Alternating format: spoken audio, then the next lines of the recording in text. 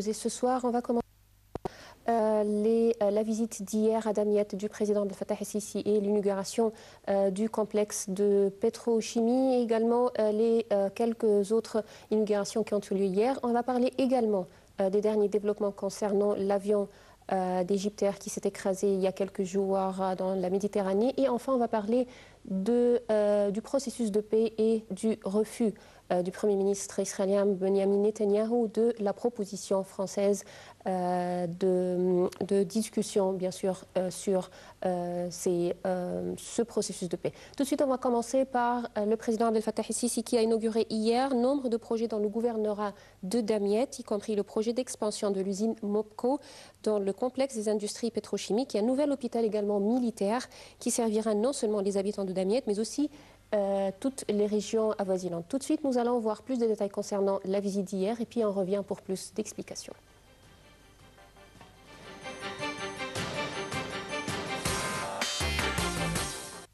Le président Abdel Fattah el-Sisi a inauguré dimanche un nombre de projets dans le gouvernorat de Damiette, y compris le projet d'expansion de l'usine MOPCO dans le complexe des industries pétrochimiques et un nouvel hôpital militaire qui servira non seulement les habitants de Damiette, mais aussi les régions avoisinantes. Il a également donné le coup d'envoi à la construction de la grande cité de meubles dans la ville de Damiette pour tirer profit de l'abondance de la main-d'œuvre habile qui s'y trouve. Dans son mot de circonstance, le chef de l'État a évoqué le drame du crash de l'avion, confirmant qu'aucune piste n'est privilégiée et qu'il fallait attendre les investigations pour déterminer les causes principales de cet accident. Revenant sur les projets qu'il venait d'inaugurer, el-Sisi a souligné l'importance des 2 nouvelles usines d'engrais qui vont accroître la productivité dans l'intérêt des agriculteurs égyptiens. Il a ajouté que l'excédent sera destiné à l'exportation, ce qui augmenterait le revenu national et les réserves en devises. Le chef de l'État a enfin affirmé que l'État tient à subvenir aux besoins des citoyens et à améliorer les conditions de vie. Aussi tient-il, a réitéré le président, à ce qu'ils témoignent de nouveaux projets installés dans leurs intérêts et des grands pas réalisés sur le chemin du développement.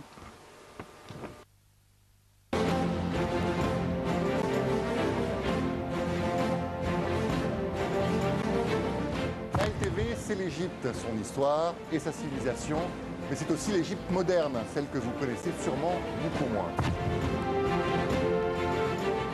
Une chaîne où on parle d'information, de culture, d'art ou d'histoire. ALTV, c'est aussi une chaîne qui vibre au rythme du sport. Toutes les grandes compétitions nationales et internationales, c'est ici que ça se passe. Retrouvez-nous sur le terrain pour des reportages qui couvrent toute l'actualité locale ici en Égypte. Expositions, concerts, spectacles, toute la culture sur Nile TV International. Nile TV, c'est la chaîne qui vous fait vivre à l'heure égyptienne. Nile TV aborde tous les thèmes qui vous intéressent. Infos, débats ou analyses, c'est sur Nile TV International. Nile TV International, c'est la voix francophone de l'Égypte.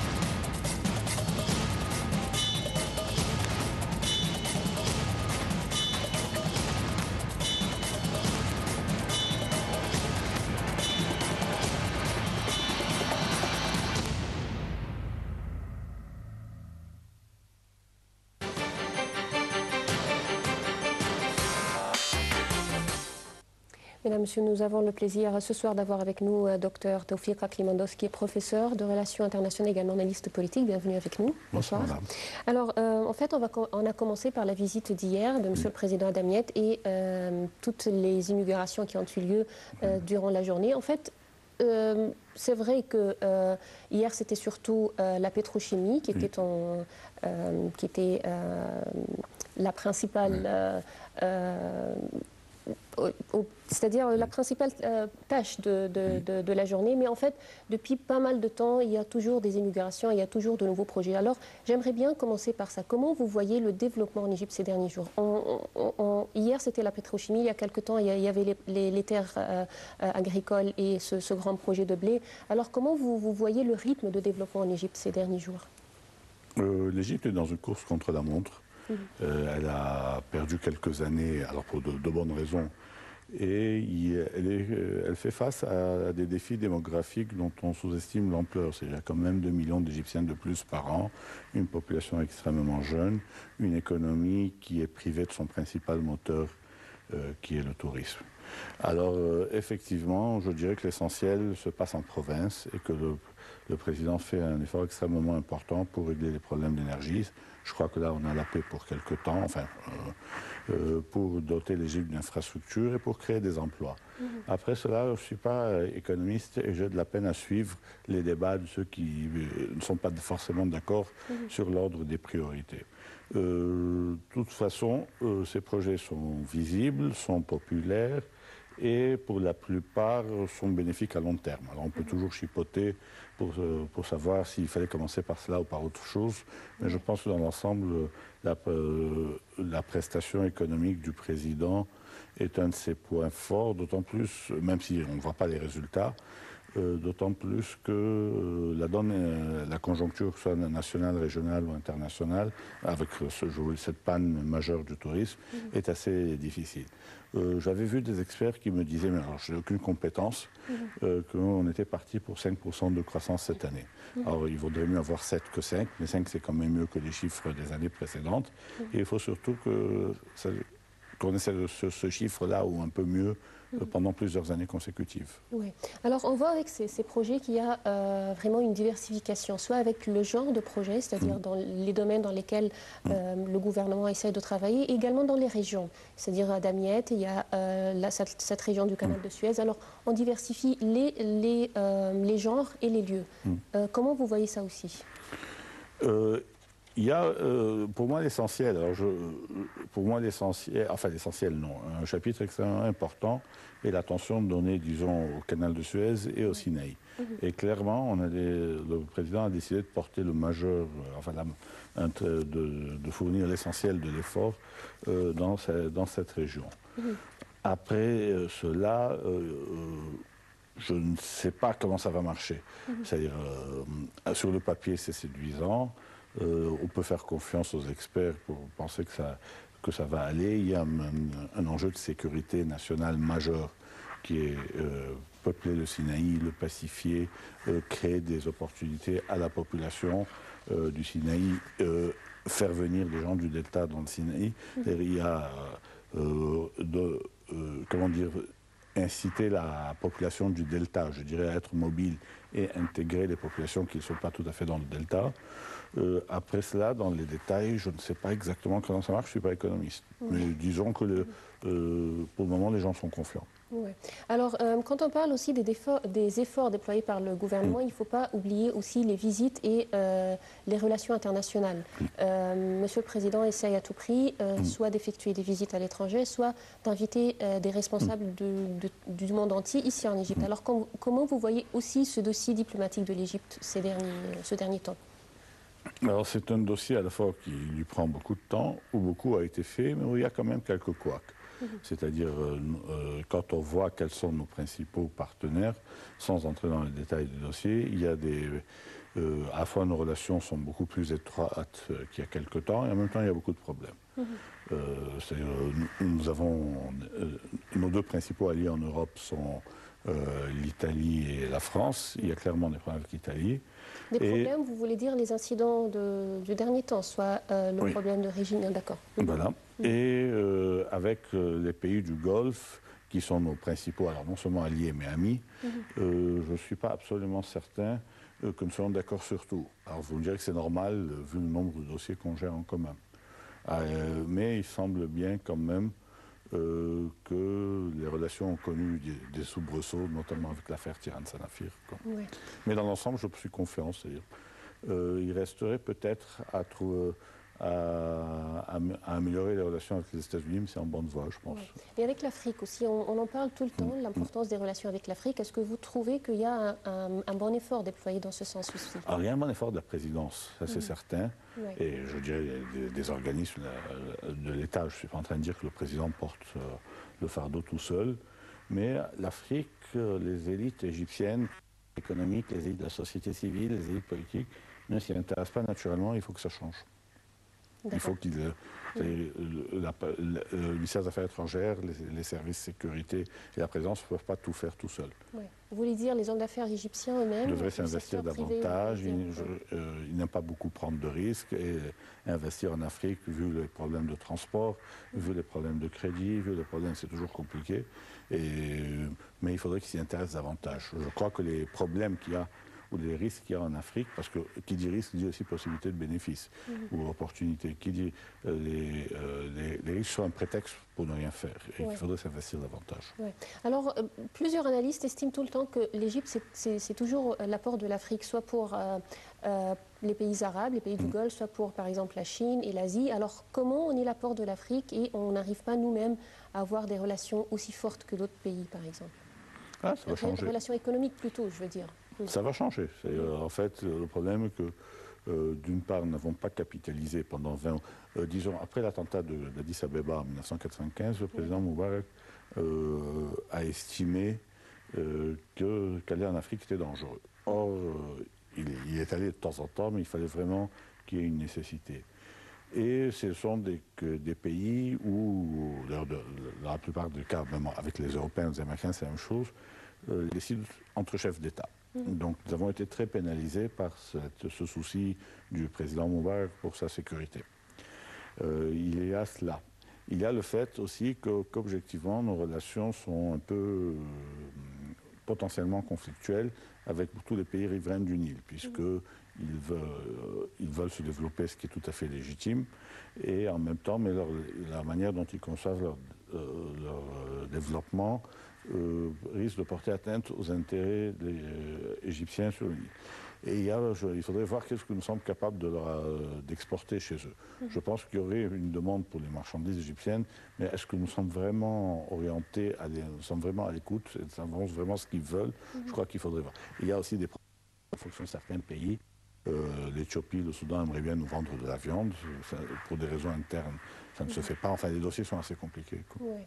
Alors pour revenir encore une fois à la visite de M. le Président, à chaque fois qu'il y a une activité présidentielle, il y a toujours un discours de M. le Président, il s'adresse à la nation, alors il essaie d'expliquer ce qu'il fait durant cette journée, et en même temps il répond à presque toutes les questions posées ou posées de temps à autre. Alors comment vous voyez ce fait? Je crois que c'est quand même nouveau pour nous, le fait d'avoir tout le temps quelqu'un qui s'adresse au public.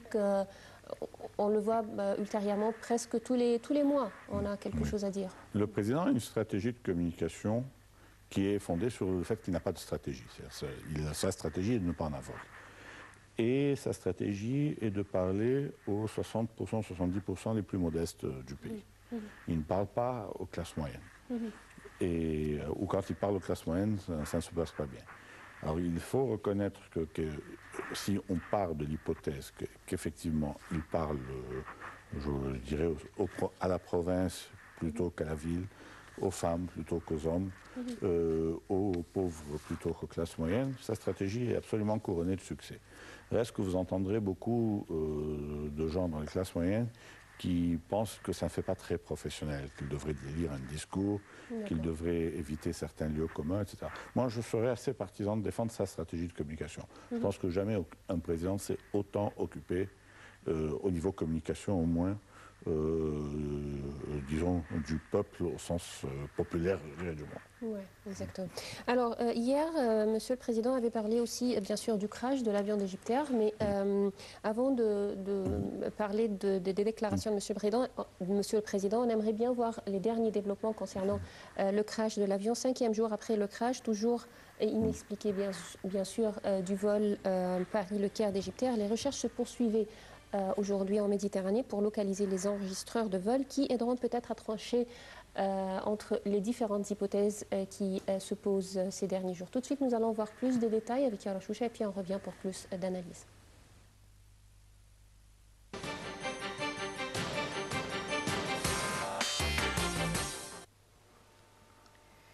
L'Égypte a annoncé hier l'envoi d'un sous-marin en Méditerranée et d'un navire français est attendu sur place aujourd'hui pour participer aux opérations de recherche. Les navires et avions des armées égyptiennes et françaises ont scruté dimanche pour le 3e jour la mer entre la Crète et la côte nord de l'Égypte, cherchant à localiser la carlingue de l'Airbus A320 et ses 2 enregistreurs de vol, les boîtes noires. Un avion de surveillance maritime français a détecté dimanche pas mal d'objets flottants, probablement liés à l'avion, a indiqué une porte-parole de la marine française. L'armée égyptienne avait repêché vendredi de premiers débris de l'appareil, un membre humain et des effets personnels des passagers. Un responsable du ministère de l'Aviation civile a toutefois affirmé qu'aucun corps n'avait été repêché. Le vol MS 804 s'est abîmé en mer Méditerranée dans la nuit de mercredi à jeudi avec 66 personnes à bord, dont 30 Égyptiens et 15 Français, après avoir soudainement disparu des écrans radars. Les autres passagers étaient 2 Irakiens, 2 Canadiens et des ressortissants d'Algérie, de Belgique, de Grande-Bretagne, du Tchad, du Portugal, d'Arabie Saoudite et du Soudan. L'équipage comptait 7 personnes et 3 agents de sécurité étaient à bord.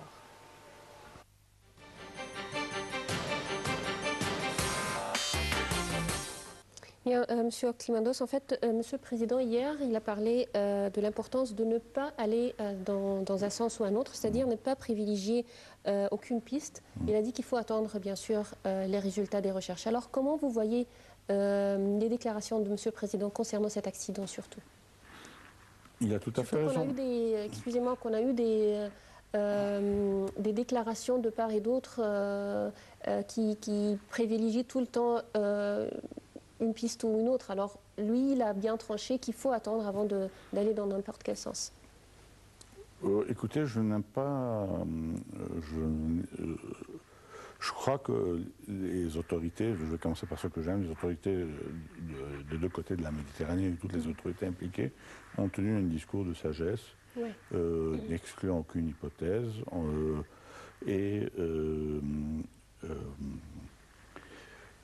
n'excluant aucune hypothèse et en disant voilà, il faut attendre. Et effectivement, dans les histoires de sécurité, vous ne devinez pas.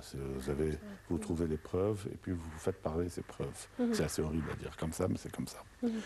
Voilà. Après cela, les médias ont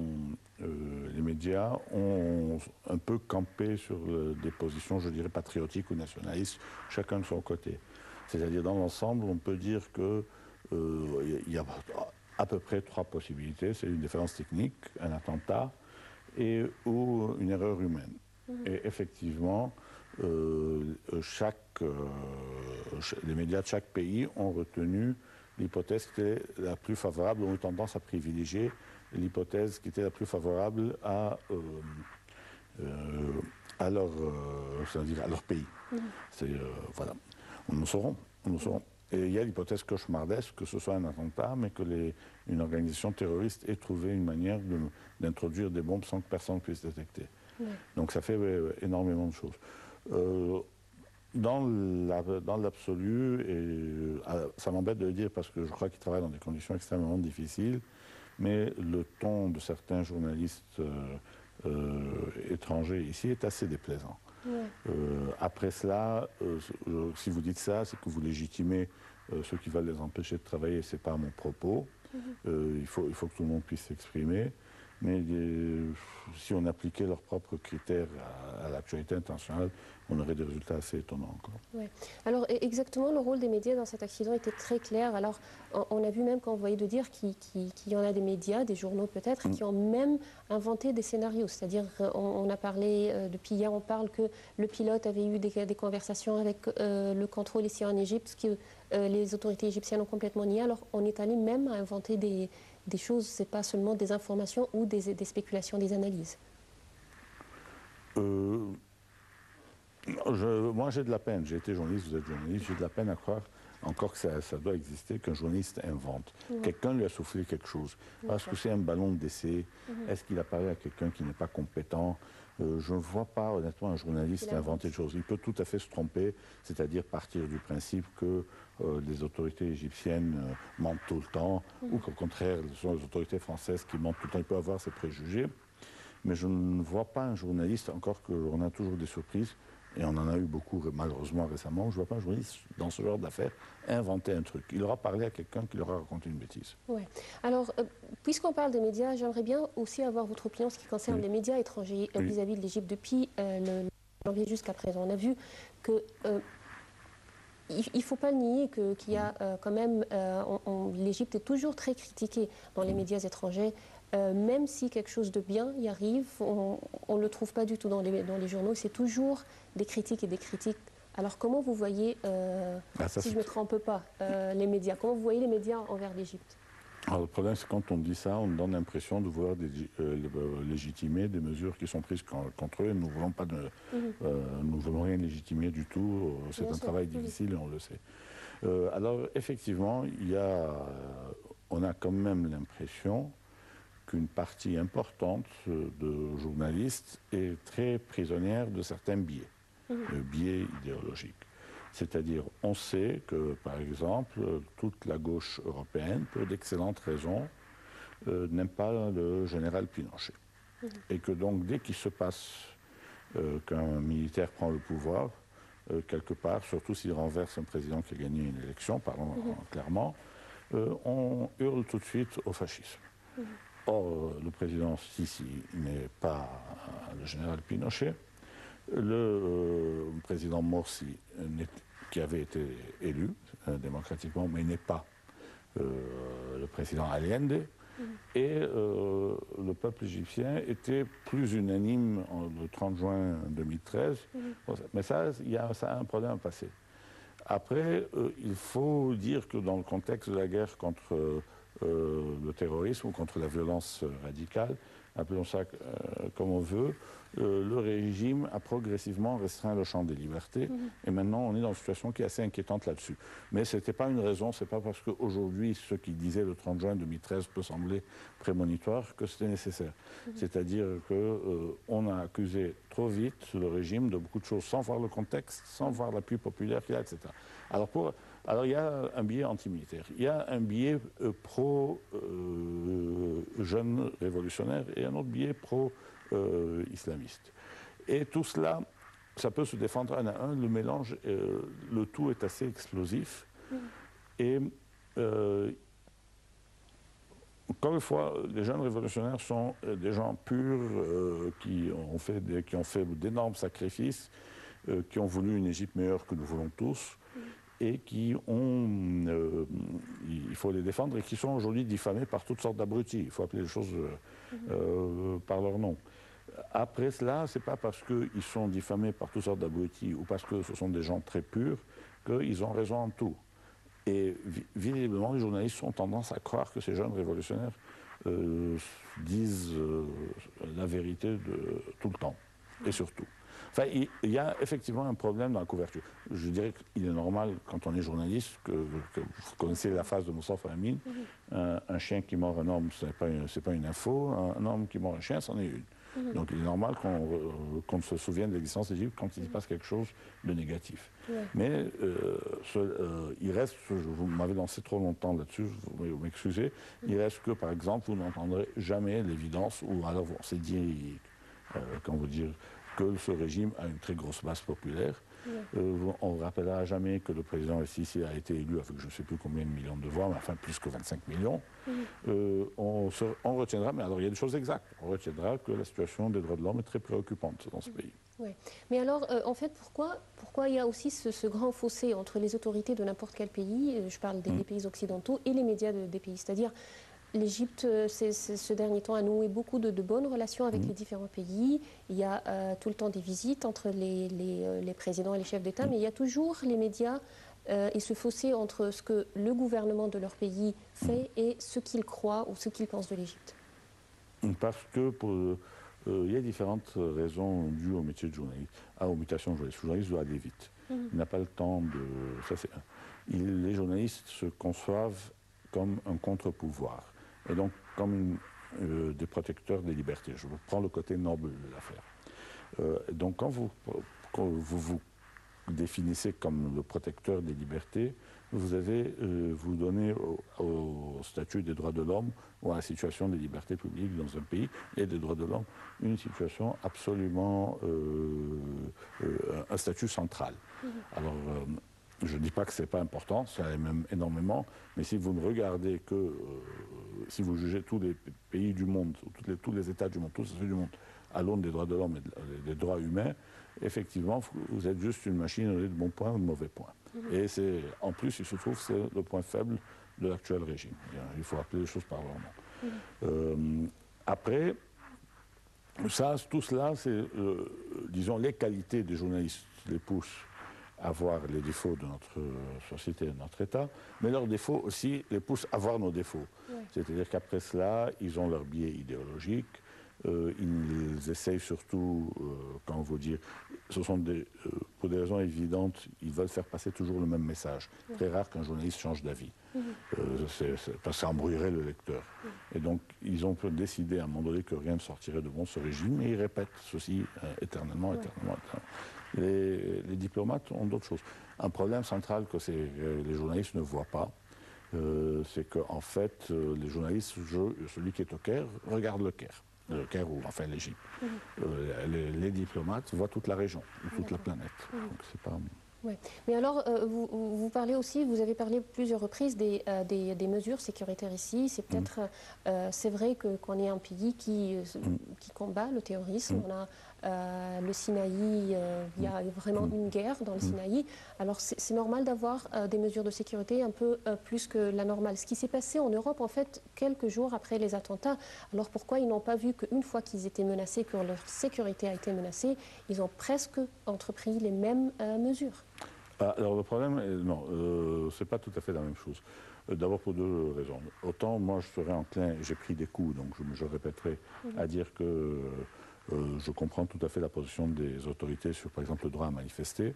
Autant vous avez des mesures de répression contre des intellectuels, contre des penseurs, même des gens, des journalistes qui disent, comment vous dire, qui ont des propos plus que déplacés, mais disons, la répression ou les restrictions, à l'heure actuelle, ne ciblent pas seulement ceux qui ont recours à la violence ou qui descendent dans la rue. Elle attaque des gens aussi qui écrivent, ou qui pensent, ou qui parlent.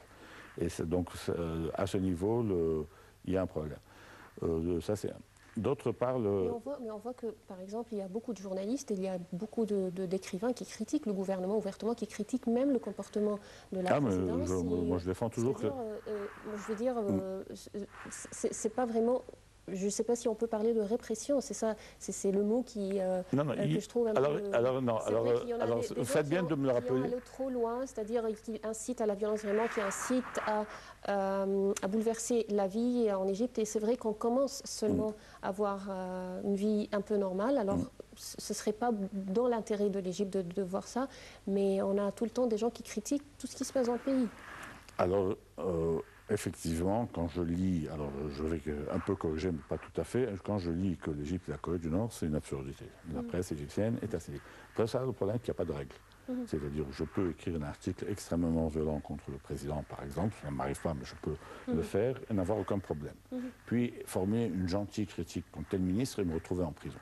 C'est-à-dire, il y a effectivement... Tout le monde parle, c'est une presse plurielle, diversifiée, vigoureuse. La preuve qu'elle est vigoureuse, c'est qu'il y a des gens en prison. Il y a des pays où il n'y aurait pas de journalistes en prison puisqu'ils ne pourraient rien écrire, fondamentalement.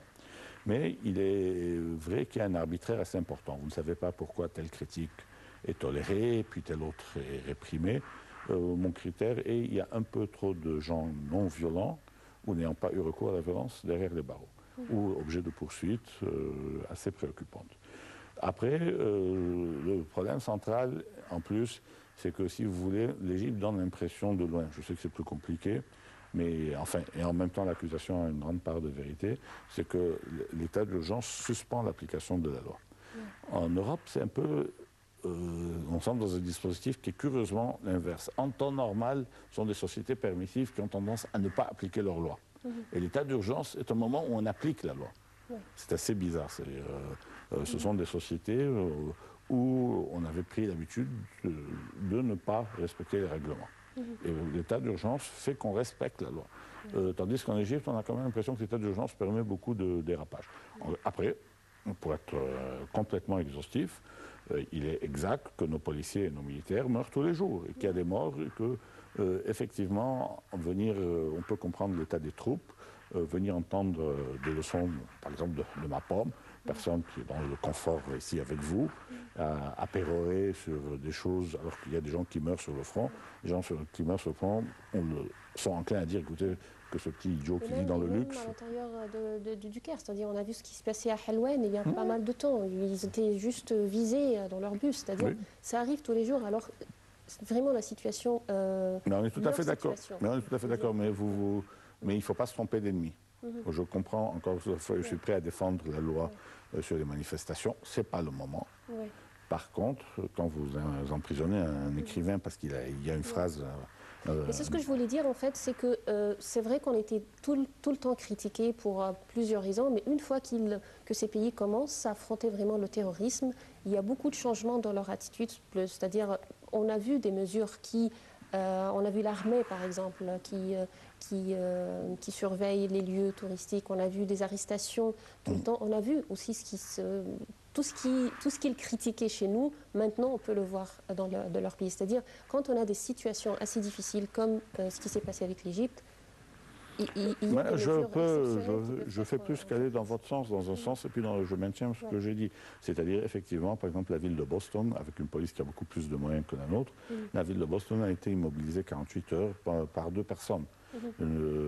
La France, qui d'ailleurs souffre de failles sécuritaires tous les jours, la France a à gérer, mettons, 2000 extrémistes. Notre problème est beaucoup plus important dans un pays beaucoup plus pauvre, beaucoup plus, avec un territoire beaucoup moins quadrillé et quadrillable. Donc tout ce que vous dites, je l'entends bien, j'en suis convaincu, je le dis à l'étranger.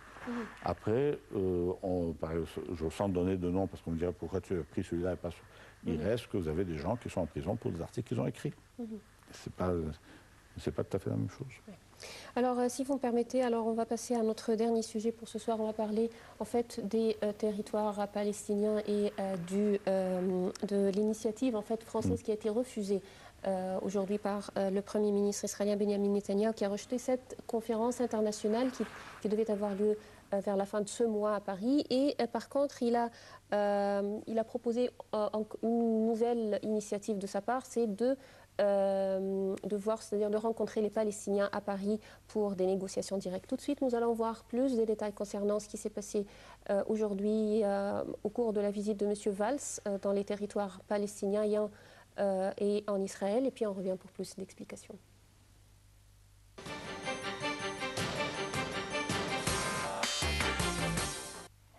Le Premier ministre israélien Benjamin Netanyahu a rejeté le projet français de conférence internationale pour relancer l'effort de paix avec les Palestiniens, proposant à Paris d'accueillir plutôt des négociations bilatérales entre Israéliens et Palestiniens. Les négociations bilatérales sont le seul moyen de progresser vers la paix, a dit M. Netanyahu lors d'une rencontre avec le Premier ministre français Manuel Valls. J'ai entendu la proposition de M. Netanyahu. Je vais en parler au président de la République. François Hollande a répondu de son côté. M. Valls en visite en Israël et dans les territoires palestiniens jusqu'à mardi. M. Valls rencontrait M. Netanyahou avec l'intention de défendre le projet français de réunir à l'automne une conférence de paix internationale. Une réunion d'une vingtaine de pays au niveau des chefs de la diplomatie et d'organisations internationales est censée jeter les bases de cette conférence le 3 juin à Paris, sans la participation israélienne ni palestinienne. M. Netanyahou s'est constamment opposé à l'idée d'une conférence internationale et s'est toujours dit prêt à rencontrer le président palestinien Abbas à tout moment et en tout lieu. Valls avait assuré dimanche qu'une initiative de Paris pour la paix avec les Palestiniens était dans l'intérêt israélien, tout en répétant que la colonisation doit cesser. Il avait insisté sur le fait qu'il venait en ami et assuré que la France n'avait pas de parti pris parce que la paix est dans l'intérêt de tous, Israéliens comme Palestiniens. Le Premier ministre a toutefois reconnu dans la presse palestinienne que le chemin était étroit, qualifiant les Français de déterminés mais lucides et modestes sur le dossier. Répondant à l'une des inquiétudes israéliennes, il a, comme M. Hérault, avant lui, pris ses distances avec les déclarations faites en janvier par l'ancien chef de la diplomatie Laurent Fabius, selon lesquelles la France reconnaîtrait l'État palestinien en cas d'échec de l'initiative. Dire aujourd'hui, quand nous reconnaîtrons l'État palestinien, c'est acter par avance l'échec de notre initiative, a affirmé M. Valls.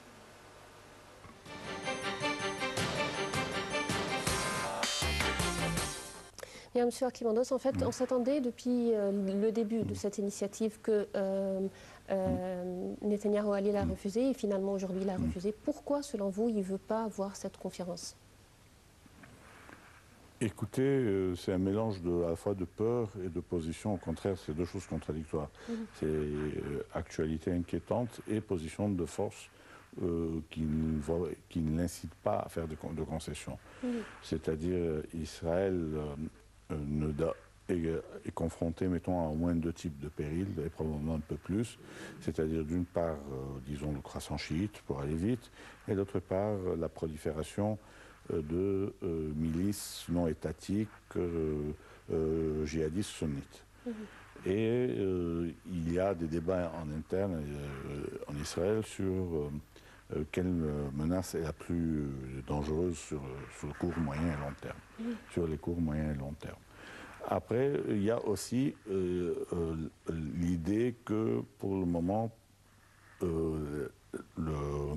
montée en puissance de l'Iran relègue le problème dans son esprit, relègue le palestinien au second plan pour les pays arabes. C'est-à-dire que à l'heure actuelle, même si l'Égypte et l'Arabie saoudite ne le disent pas, pour eux, plutôt l'Arabie saoudite que l'Égypte d'ailleurs, le péril iranien est beaucoup plus dangereux que disons qu'Israël, qui n'est pas un péril pour l'Arabie saoudite. Et donc travailler avec Israël, à condition de ne pas le dire, ou pour contrer cette montée en puissance de l'Iran, fait un peu sens. Moi, je pense que comme effectivement la situation militaire n'a jamais été autant en faveur d'Israël, un geste ne serait pas une mauvaise idée, c'est-à-dire un effort pour régler la paix. Mais effectivement, disons que les Israéliens pensent qu'ils connaissent mieux la région que les Européens ou que les Américains, et que la région n'a jamais été aussi dangereuse, et que de toute façon, M. Netanyahou dit énormément de choses qui sont de mauvaise foi et fausses, mais il a un argument qui n'est pas tout à fait faux, qui est quand nous avons rendu le territoire, ça n'a rien réglé. Et donc pourquoi rendre des territoires? Il y a ce côté, de toute façon, on ne nous aime pas dans la région, on n'a pas accepté notre présence, et ce n'est pas en rendant des territoires qu'on va la faire accepter. Donc on garde ce qu'on a, puisque personne, on n'est pas contraint de le rendre. Après cela, il est en train de perdre la sympathie que pouvait avoir Israël et en Europe et aux États-Unis. Alors pour le moment, ça ne fait aucun problème. À long terme, ça risque d'en créer quand même. Oui, exactement. C'est un point important auquel j'aimerais bien revenir plus tard. Mais en fait, pourquoi cette fois-ci, c'est la France qui avait cette initiative? C'est-à-dire tout le temps, on a l'habitude d'avoir des initiatives de la part soit des États-Unis, soit des pays arabes et l'Égypte, bien sûr. Mais pourquoi la France, cette fois-ci, a décidé de s'impliquer dans le processus de paix d'une façon si directe? Alors pour moi, je constate comme vous que c'est la France qui mène. Je peux constater aussi que ça arrange les États-Unis, qui n'ont ni dit ni oui ni non, c'est une année d'élection aux États-Unis. Donc, et je crois que le président Obama, M. Netanyahu, n'a pas envie de traiter avec lui. Il y a des trucs humains comme ça, d'une part, et d'autre part, ne veut pas créer des problèmes à la candidate Clinton en pleine année électorale. Donc, il est en retrait. Mais je pense que s'il ne voulait pas de cette conférence internationale, il l'aurait dit, il n'a rien dit. Et après, est-ce que la France a estimé qu'il y avait urgence ou que c'était un dossier qu'il ne fallait pas oublier? Personnellement, à la fois je m'en réjouis et je suis un peu étonné. Tant plus qu'il est clair qu'à l'heure actuelle, les Israéliens ne sont pas en mode négociation. Alors il doit y avoir quelque chose qui se passe que je ne connais pas. Mais, alors, si vous permettez, avant de continuer, nous avons le plaisir d'avoir avec nous en ligne Dr Saïd Zolfokar, qui est analyste politique, qui va nous parler de Paris. Alors, bonsoir, Dr Saïd, est-ce que vous m'entendez bien? Oui, je vous entends.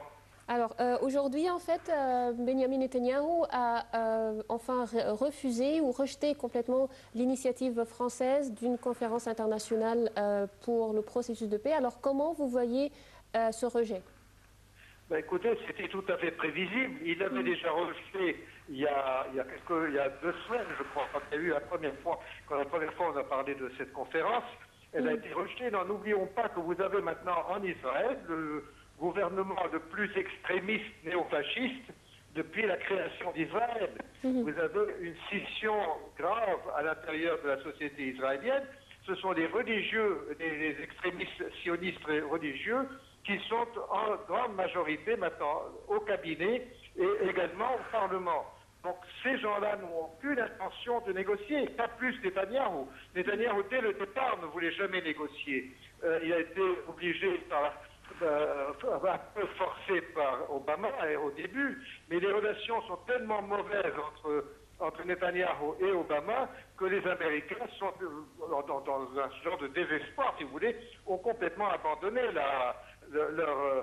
leur tentative de créer une négociation. Ce qui fait que les Français, les Français, disons, et les Européens derrière, voyant que la situation se détériore de plus en plus, que nous risquons maintenant un éclatement d'un conflit, un autre conflit, en plus de ceux qui existent en Syrie et en Irak et en Libye, un autre en Palestine. Vous avez en France un gouvernement très pro-israélien qui, eux, voient que c'est dans l'intérêt d'Israël, je parle de l'intérêt d'Israël de négocier et d'arriver à un compromis territorial. Ce que les gens au pouvoir en Israël refusent absolument. Ils veulent la capitulation des Palestiniens, ils veulent éventuellement les expulser, ils veulent toute la région entre la Méditerranée et le Jourdain. C'est ça la politique du Likoud. Et maintenant, le fait que Netanyahou vient de nommer à la place de l'ancien ministre de la Défense, Moshe Ya'alon, il vient de nommer le néofasciste, néo-nazi, si vous voulez, d'origine moldave, russo-moldave, Lieberman, qui a de très mauvaises relations avec les offices des hauts gradés de l'armée israélienne. Vous avez maintenant une scission qui est en train de se faire, que la section politique, enfin les politiques, sont en désaccord avec l'armée, si vous voulez. L'armée, elle, est beaucoup plus, si vous voulez, pondérée, on connaît l'intérêt d'Israël, l'intérêt est de lâcher un peu sa mainmise sur les territoires occupés, de rendre la vie des Palestiniens un peu plus supportable, mais ce n'est pas du tout l'intention des extrémistes qui sont la majorité, qui sont tout le cabinet. Tout le cabinet est un conglomérat des plus extrémistes, des plus religieux qu'Israël a pu réunir dans un seul cabinet. C'est la première fois depuis la création de ce pays que vous avez l'extrême droite fasciste au pouvoir. Donc ces gens n'ont aucune intention de négocier. La France perd son temps. Ouais. Monsieur Saïd Zolfokar, je vous remercie infiniment. Je rappelle que vous êtes analyste politique à Paris. Merci beaucoup. Alors, en fait, Monsieur Zolfokar a parlé du gouvernement israélien, de l'extrême droite qui est au pouvoir actuellement. Est-ce que vous voyez avec un tel gouvernement, on peut arriver vraiment à des négociations directes comme l'envisage Netanyahou en refusant? Vous savez, quand vous êtes diplomate, c'est un métier que je respecte beaucoup, vous devez traiter avec toutes sortes de personnes. Il est évident que ce n'est pas le gouvernement le plus malléable ou le plus flexible ou le plus même sympathique. Mais il a gagné, il a une majorité, il y a des chances qu'il... je vois pas, à l'heure actuelle, on ne voit pas qui pourrait battre M. Netanyahu aux élections. Ça peut changer très vite, bien sûr. Donc, il faut faire avec. Mais est-ce que vous pensez qu'il est sérieux quand il parle de négociations bilatérales ou c'est juste pour ne pas paraître le côté qui refuse de négocier? Si on juge par le précédent, il n'est pas sérieux. Après, je ne suis pas l'actualité de très près. Je suis comme Sozoveka. Je ne crois pas beaucoup en cette initiative. Si on juge par le précédent, il n'y a aucune raison de faire confiance à M. Netanyahu. Alors, en fait, vous avez parlé d'un point très important, c'est que ce dernier temps, les Palestiniens ont beaucoup gagné sur la scène diplomatique. Et en même temps, c'est le côté israélien qui perd. Alors, vous voyez que, en fait, il y a pas mal de temps, ici, on avait un analyste palestinien qui dit que si les Israéliens refusent l'initiative ou s'ils l'acceptent, c'est-à-dire les deux côtés vont être dans l'intérêt des Palestiniens, parce que ça va montrer que ce sont les Israéliens qui ne veulent pas vraiment la paix. Est-ce que vous êtes d'accord? Est-ce que sur la scène internationale, les Palestiniens commencent à gagner du terrain? Les Palestiniens commencent à gagner du terrain, ça c'est depuis très longtemps, mais ils sont très handicapés par leur propre division. Et ils sont très handicapés par le fait qu'une majorité d'eux, enfin je n'ai pas les chiffres en tête, mais au moins une bonne moitié, est dans la diaspora. Et quand vous êtes dans la diaspora, vous êtes facilement plus radical ou plus intransigeant. La cause palestinienne juste, je ne veux pas qu'on comprenne de travers, plus intransigeant que quand vous êtes sur le terrain. Quand vous êtes sur le terrain, vous voyez directement l'avantage des compromis, une amélioration dans le quotidien, etc., etc. Donc, entre le fait qu'il y a deux pouvoirs palestiniens, ou deux autorités palestiniennes, que les deux pouvoirs sont en crise, que la palestinienne est plus importante, ou au moins aussi importante que ceux qui sont en place, ce qui pose un problème extrêmement important de droit au retour, la position palestinienne, pendant quelque temps, ne réussira pas à transformer l'essai qui est que la plupart des populations mondiales sont conscientes qu'il y a eu une injustice historique qui a été perpétrée et qu'il faut trouver une solution. Oui. Alors, vous voyez que maintenant que l'initiative française a été refusée, les États-Unis, comme vous venez de dire, ne sont pas vraiment actuellement... peut-être ils n'ont pas le temps, peut-être ils ne sont pas très intéressés actuellement par ce qui se passe ou tout ce qui a rapport avec le processus de paix. Est-ce qu'on aura d'autres initiatives internationales où on va se laisser avec le refus de Netanyahou? Surtout que quand il parle de négociations directes, c'est ce qu'on en parle depuis des années et des années. Je suis enclin à vous dire que rien ne se passera avant les élections américaines, sauf si M. Netanyahu a brusquement eu l'envie de négocier. Mais selon moi, il n'y aura rien d'important avant les élections américaines. Étant entendu que même, je ne vois pas comment les États-Unis peuvent vraiment dicter quoi que ce soit à Israël. Israël a une grande autonomie. Mais de toute façon, il n'y aura pas de relais avant novembre prochain, je pense. Alors, quand vous ça arrive très vite, hein, novembre. Alors, quand vous parlez en fait de cette relation entre Israël et les États-Unis, ça m'intéresse vraiment de savoir votre opinion, parce qu'il y a plusieurs analystes. Tout le temps, on parle que c'est les États-Unis qui dirigent tout ce qui se passe en Israël. Mais il y a plusieurs analystes qui estiment que c'est tout à fait le contraire. C'est Israël qui manipule les États-Unis. C'est ce qu'on voit, que c'est les États-Unis qui ont le dernier mot en ce qui se passe dans le processus de paix ou dans les territoires occupés. Ce n'est pas tout à fait réel. Est-ce que vous êtes de quel côté ? Ni les uns ni les autres. C'est deux sociétés qui se connaissent très bien. Chaque société, chaque pays, comment vous dire, a dans la prise de décision de l'autre un poids qu'il ne devrait pas avoir. Je le dis sans sombrer dans la théorie du complot. Il est évident que le lobby pro-EPAC à Washington a un rôle démesuré. Et il est évident que les États-Unis, en tant que principal allié, partenaire, etc., d'Israël, a un rôle important. Après cela, une fois... je ne sais pas comment vous dire, l'Égypte est un pays qui a été très longtemps très proche des États-Unis. Il se trouve que le président Moubarak n'aimait pas le président Clinton, il n'aimait pas le président Bush fils, et il n'était pas fou amoureux d'Obama non plus. Les relations ont quand même marché. Donc je pense que ces deux pays dont le partenariat ne dépend pas, institutionnellement parlant, des relations entre les deux, disons, M. Netanyahou et le président américain. Mais sur le long terme, il y a une évolution. C'est-à-dire que les États-Unis sont de plus en plus à gauche, alors qu'Israël est de plus en plus à droite. Les États-Unis sont de moins en moins WASP, je dirais, ou blancs.